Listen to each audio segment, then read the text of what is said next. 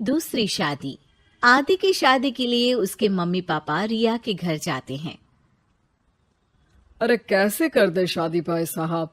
आपका बेटा तो अभी कुछ करता ही नहीं है। सुना है आगे पढ़ाई करने के लिए शहर भी जा रहा है। तभी तो भाई साहब हम चाहते हैं कि शहर जाने से पहले इसकी शादी कर दे।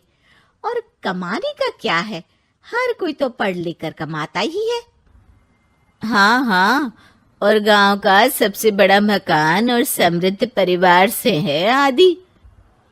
मुझे तो समझ में ही नहीं आता, इतनी जल्दी शादी। रिया भी अभी पढ़ रही है, इतनी अच्छी है वो पढ़ाई लिखाई में, कैसे शादी कर दूं। आप लोग थोड़ा समय दे। आदि के माता पिता घर चले जाते हैं, जहां आदि के पिता कहते हैं, अरे भाग्यवान, मुझे तो समझ ही नहीं आ रहा कि तू क्यों इतनी जल्दी आदि की शादी करवाना चाहती है। पढ़ लिख कर कमाई धमाई करने लायक हो जाए तो फिर कर देना शादी। अरे आप चुप रहिए। रिया जैसी लड़कियों के लिए शादी के रिश्तों की कमी है क्या? इतनी सुंदर, संस्कारी, पढ़ी लिखी और अच्छी परवरिश वाली लड़की है वो। मैं तो छोड़ ही नहीं सकती ये रिश्ता किसी भी कीमत में। बता दे रही हूँ, रिया की शादी आदि से ना कराई ना तो मैं जहर खाकर जान दे दूंगी। पूरे गांव में नाम है उन लोगों का, नौकर चाकर कितने लगे हैं उनके घर में। अरे मेरी बेटी तो राज करेगी, राज। और इस तरह ना चाहते हुए भी रिया की शादी आदि से हो जाती है। अरे बेटी, ये ले तेरी किताबें, पढ़ाई बिल्कुल ना छोड़ना। तू तो मेरी गर्व करने वाली बहू है, बड़ा नाम है तेरा गांव में। हाँ, आखिर पसंद किसने किया है रिया को आदि के लिए? आदि को गांव की रिया इतनी पसंद नहीं होती है। अरे यार, तू तो बड़ा लक्की निकला, रिया जैसी लड़की से तेरी शादी हो गई। अरे लक्की की क्या बात है, वो भी तो मेरे जैसे लड़के की बीवी बनकर किस्मत वाली बनी है ना। अरे अब तो तू रह नहीं दे, ना तो तू कमाता है ना ही पढ़ने में अच्छा है। क्या है तुझमें? बस पैसा, और वो भी बाप का। आदि को दोस्तों की बात पर बहुत गुस्सा आता है। पिताजी, मैं शहर जाना चाहता हूँ आगे की पढ़ाई के लिए। अरे बेटा, लेकिन यहाँ की पढ़ाई तो पहले पूरी हो जाए। नहीं नहीं, अब मैं किसी भी हालत में शहर में ही रहकर पढ़ाई करूंगा। रिया को आदि का ये व्यवहार अजीब लगता है कि अचानक नई शादी के बाद आदि ऐसा क्यों बोल रहा है। खैर, आदि पढ़ाई के लिए शहर चला जाता है और रिया गांव में रहकर सास ससुर की सेवा करती और बचे वक्त में पढ़ाई। अरे देखो, दामाद जी तो शहर चले गए, हमारी बेटी बेचारी अकेली रह गई। उसे कुछ दिनों के लिए यहीं बुला लाओ ना। रिया की माँ रिया के ससुराल उसे लेने जाती है कि उसके सास ससुर कहते हैं, अरे नहीं नहीं बहन जी, हमारा मन तो रिया के बिना नहीं लगेगा। हाँ माँ, इनको तो शहर जाना ही था पढ़ाई के लिए, बस थोड़ा पहले चले गए। माँ खाली हाथ वापस आ जाती है। आदि शहर में मन लगाकर पढ़ाई करता है और इंजीनियरिंग के लिए दाखिला ले लेता है, तो वहीं रिया भी एमए की पढ़ाई में प्रवेश लेकर समाज सेवा में मन लगाती है। तुझे देखकर लगता है कि मैंने तेरे साथ ठीक नहीं किया बेटी। शादी तो करवा दी लेकिन पति का साथ नहीं मिला। अरे तो क्या हुआ, जैसे मैं अपने माँ पापा के साथ थी वैसे अब आप दोनों के साथ हूँ, है ना?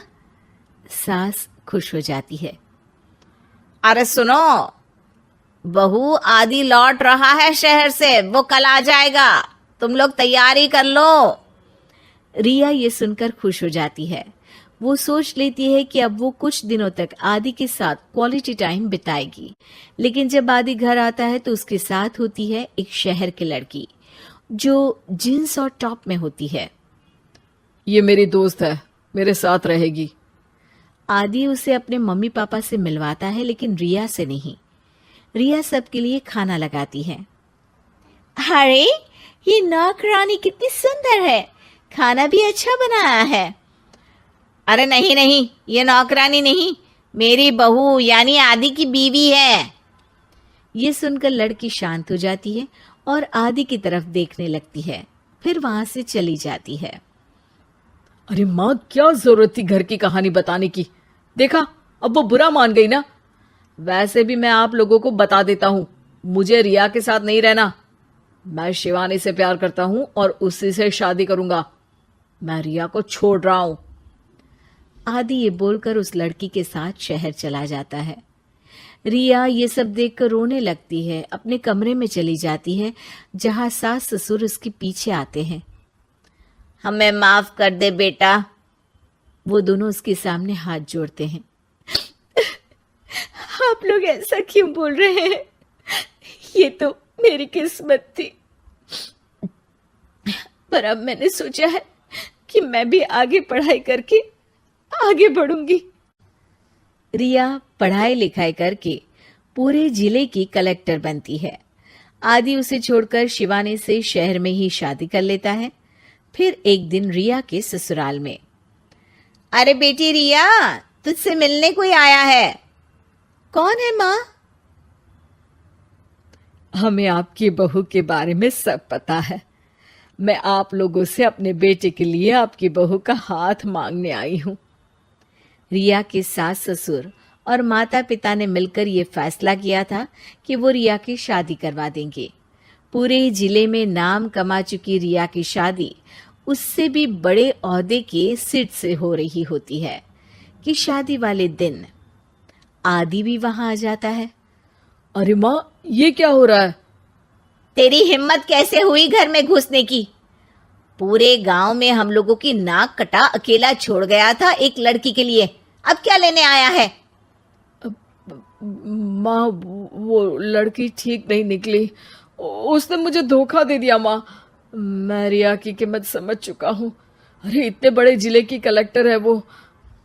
मैं यहाँ नहीं था, फिर भी उसने आप लोगों का पूरा ध्यान रखा। बहुत लेट हो चुका है बेटा। रिया आज अपनी नई जिंदगी की शुरुआत करने जा रही है, अब उसे भी जीने का हक है। वो तेरी सुविधा से जिंदगी नहीं जी सकती। तूने तो हीरा खो दिया बेटा।